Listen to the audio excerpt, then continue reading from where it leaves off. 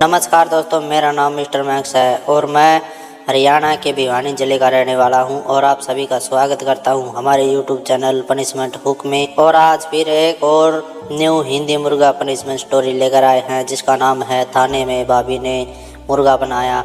और यह कहानी हमें ऋतिक तिवारी ने भेजी है और यह कहानी आप सुने ऋतिक तिवारी की जुबानी। नमस्कार दोस्तों, मेरा नाम ऋतिक तिवारी है और मैं आप सभी के लिए मेरी एक रियल हिंदी मुर्गा पनिशमेंट स्टोरी लेकर आया हूँ। मैं हरियाणा का रहने वाला हूँ और मैं स्कूल की छुट्टियों में मेरे भाभी के यहाँ दिल्ली में चला गया। वहाँ मैं मज़े में ज़िंदगी काट रहा था। मेरी भाभी पुलिस में है, फिर भी उन्होंने मेरे लाड प्यार में कोई कमी नहीं छोड़ी। मैं दिल्ली में खूब मस्ती करता था और कुछ दोस्त भी बन गए थे जिनका नाम सैम, हरी, मुन्ना और जग्गू थे। और सभी बहुत मस्ती पार्टी वगैरह और नशा भी और लेट नाइट पार्टी भी करते थे। और रात को घर देर से भी आता था तो कोई कुछ नहीं कहता था। हमें कोई एक बुरी आदत भी लग गई थी और फिर मेरे दोस्तों ने लड़कियों को भी छेड़ना स्टार्ट कर दिया और मैं भी उनके साथ लग गया था। तकरीबन मुझे एक हफ्ता हो चुका था ऐसे करते करते, पर हमने एक लड़की को बहुत छेड़ा और हमने बम पर भी हाथ लगाया और उसको उल्टा सीधा भी बोला और कहा चलो ना बेबी चलते हैं, पूरी रात मजे करेंगे। और वो लड़की वहाँ से रोती हुई चली गई। सीधे जाकर पुलिस कंप्लेंट कर दी और फिर एक पुलिस जीप हमारे पास रुकी।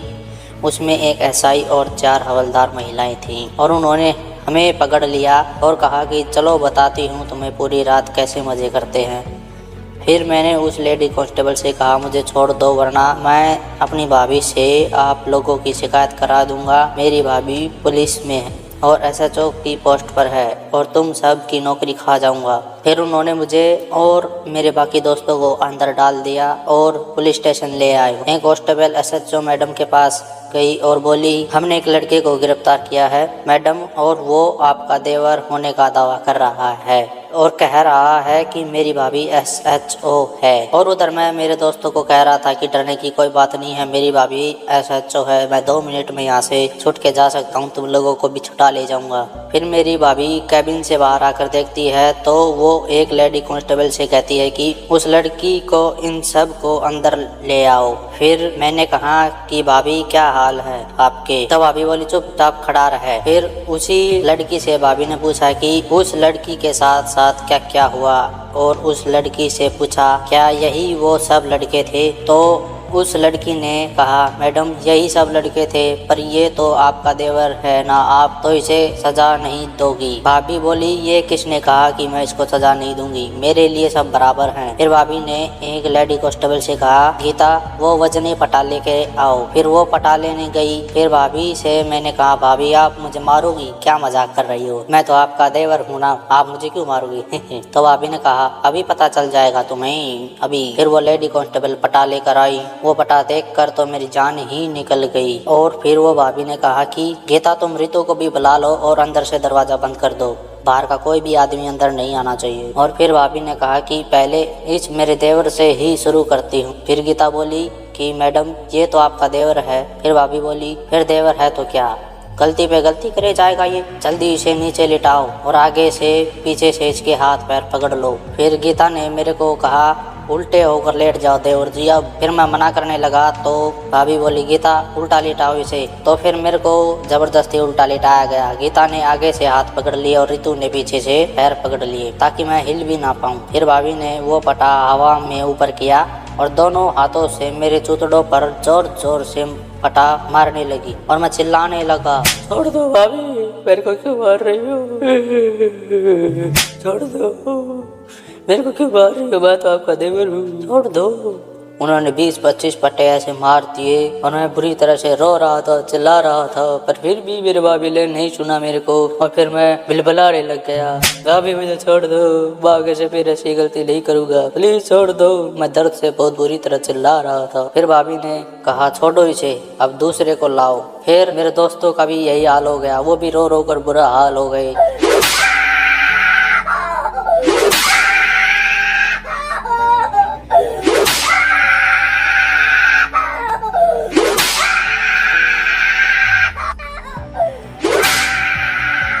उन्होंने 50-50 पट्टे सभी के चौतड़ों पर मारे हैं। फिर भाभी ने हमें सभी को कहा कि चलो अब तुम कमरे से बाहर जाओ। हम सभी आंसू पोंछते हुए बाहर गए।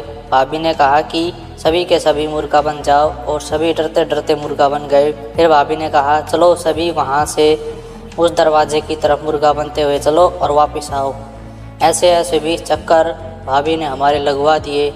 फिर हम थक गए। फिर हमने कहा भाभी छोड़ दो प्लीज़, आगे से ऐसी गलती नहीं होगी।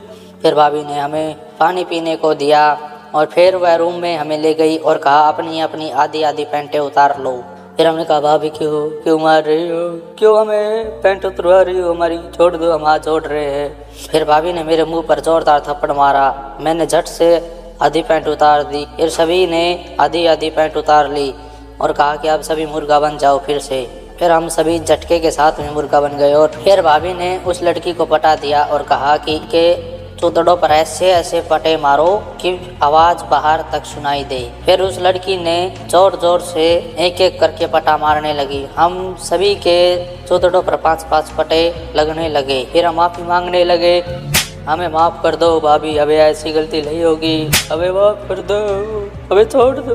फिर भाभी बोली हाँ माफ़ी मांगने का भी मौका मिलेगा तुम लोगों को, पहले अपनी सज़ा तो पूरी कर लो, चलो वापस से मुर्गा बन जाओ, 5-5 पटे और खाओ। हम सभी फिर से मुर्गा बन गए। फिर उसी लड़की ने 5-5 पटे मारे। हमारी तो जान ही निकल गई। मैं ऊपर से नीचे तक पूरा पसीने में तरबतर था, मेरी टांगे तक काँप रही थी। फिर हम सभी ने उस लड़की के पैर पकड़ लिए और कहने लगे हमें माफ़ कर दो, हम तुम्हें आगे से परेशान नहीं करेंगे।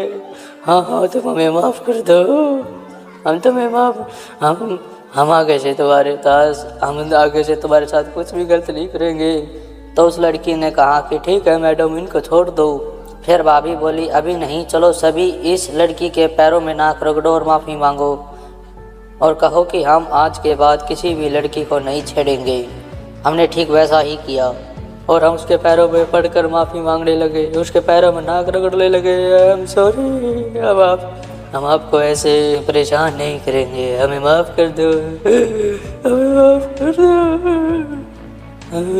प्लीज़ हमें माफ़ कर दो, हमें जाने दो, हम आगे से ऐसी गलती नहीं करेंगे। फिर उस लड़की ने कहा ठीक है, आगे से ऐसा मत करना।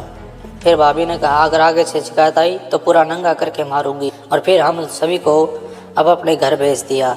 फिर भाभी घर पर आई और अपने कपड़े बदल कर मेरे पास आकर बैठी। तो मैं सो रहा था, तो मैं ऊपर चौतड़ करके सो रहा था। तो भाभी ने आकर देखा मेरे तो एकदम लाल हो चुके थे। वो फिर वापस गई, हाथ मुँह धोकर उसने खाना वगैरह बनाया, फिर मेरे पास आई। फिर भाभी बोली लो उठ जाओ और सब कुछ तुम्हारी पसंद का है खा लो। अब मैंने कहा नहीं खाना मुझे। भाभी बोली नाराज़ हो क्या तुम मुझसे? अरे फिर तुम मुझसे नाराज़ क्यों हो? मैंने तो तुम्हारी गलती पे मारा है ना। देखो मैं तुमसे लाड प्यार करती हूँ तो इसका मतलब ये नहीं है कि तुम गलती करते रहोगे। मैंने सिर्फ तुम्हें तुम्हारी गलतियों पर मारा है, तुमको समझाने के लिए मारा है और तुम गलत ना करो, तुम अच्छे रहो, इसलिए मैंने मारा है। और मैंने तुम्हारी भलाई के लिए ही तो मारा है, ऐਵੇਂ थोड़ी ना मारा है। और तुम ऐसे अगर लड़की को छेड़ते रहे, कल को लोग क्या कहेंगे कि तुम खराब लड़के हो, ये हो वो हो। और ऐसी बातें मैं कैसे सुन सकती हूँ अपने देवर के लिए। लो अरे भी ये खाना खा लो। फिर मैंने भी सोचा कि हाँ मैंने भी कुछ गलतियाँ की हैं। मैंने कहा आई एम सॉरी भाभी, आगे से ऐसा नहीं होगा और मैं आइंदा से ऐसी गलती नहीं करूँगा और जो भी मैं गलतियाँ करता हूँ उसकी सज़ा भी मैं आपसे ज़रूर लूँगा। और फिर मेरे को भाभी ने अपने हाथों से खाना खिलाया। फिर भाभी ने मेरे चौतड़ों की तेल मालिश की और पूरे शरीर की भी मालिश की। भाभी अच्छी मालिश करती हूँ। और फिर मैं सो गया और कभी भी कुछ भी गलती होती थी तो मैं सीधा थाने में ही चला जाता था। उनसे कहता था कि ये लो मेरे को मार लो क्योंकि मैंने ये गलती की है। तो भाभी भी बड़े प्यार से ही मारती थी मेरे को। तो ऐसा ही चलता रहा और मुझे उनकी मार में भी मज़ा आने लग गया था और मैं गलतियाँ जो भी करता था उनकी सज़ा मैं ज़रूर लेता था।